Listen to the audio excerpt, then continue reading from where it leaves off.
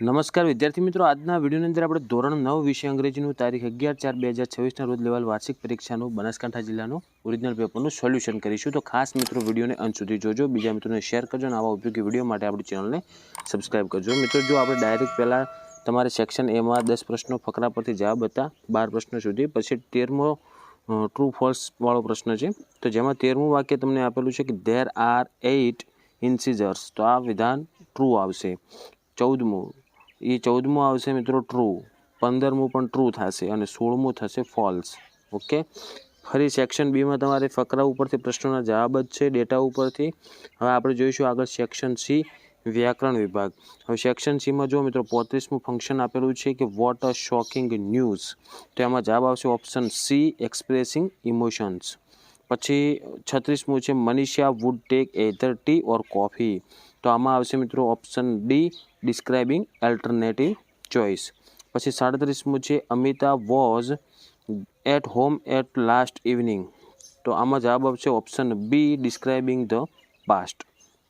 ફરી 3 ગુણમાં ફંક્શન વિકલ્પમાંથી આપણે પસંદ કરવાના હતા. તો 38મું આપેલ છે આખું વાક્ય, એમાં જો કાઉન્સમાં લખેલ છે ડિસ્ક્રાઇબિંગ પર્સનવાળું ઓપ્શન તમારે પસંદ કરવાનું છે. તો એમાં આવશે option B, he is a man with a hat.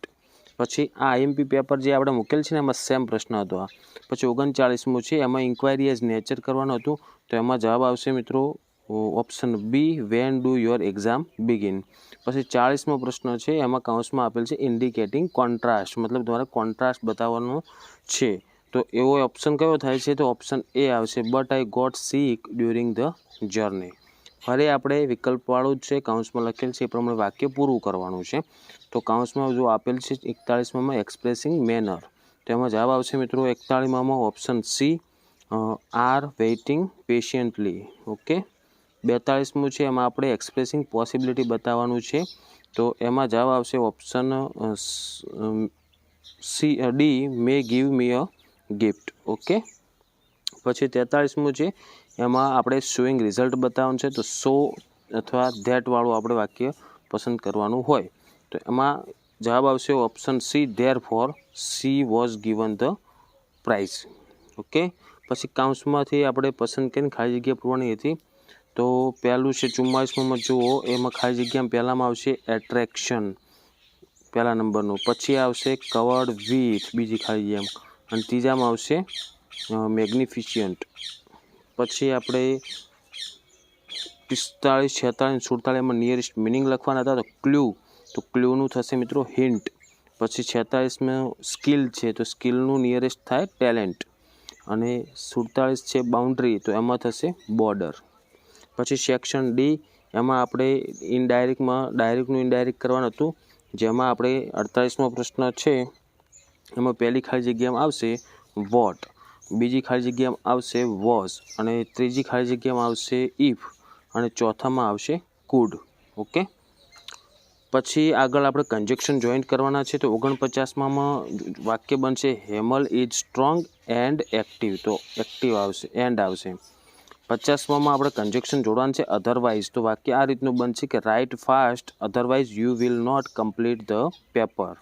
51માં આવશે કન્જક્શન નેધર નોર, તો વાક્ય આ રીતનું બનશે there are neither mobiles nor computers in this village.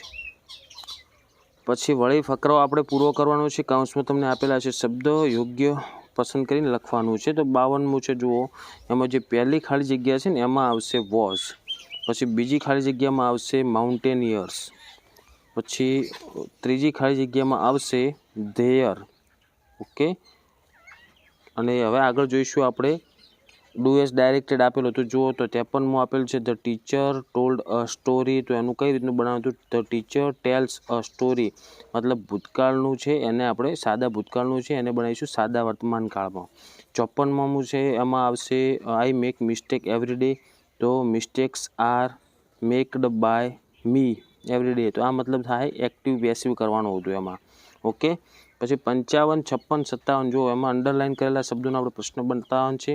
તો પહેલું જીતેશ ઓપન ધ ડોર, જો વ્યક્તિ જાણવું હોય તો હુથી પ્રશ્ન પૂછાય, તો હુ વાળું એક જ ઓપ્શન છે સી, તો એના માટે સી આવશે. 56માં આવશે રામજી હેઝ 3 કાઉઝ, સંખ્યા બતાવવાની છે, તો હાઉ મેની વાળું ઓપ્શન આવે, તો હાઉ મેની વાળું એક જ ઓપ્શન છે ડાયરેક્ટ આપણે પસંદ કરી લખી નાખવાનું. ઓપ્શન બી આવશે 56માં. પછી 57મું છે એમાં બાય બસ, કે કોના દ્વારા જાય છે, કઈ રીતે જાણવાનું છે. તો રીત જાણવા માટે હાઉથી પ્રશ્ન પૂછાય.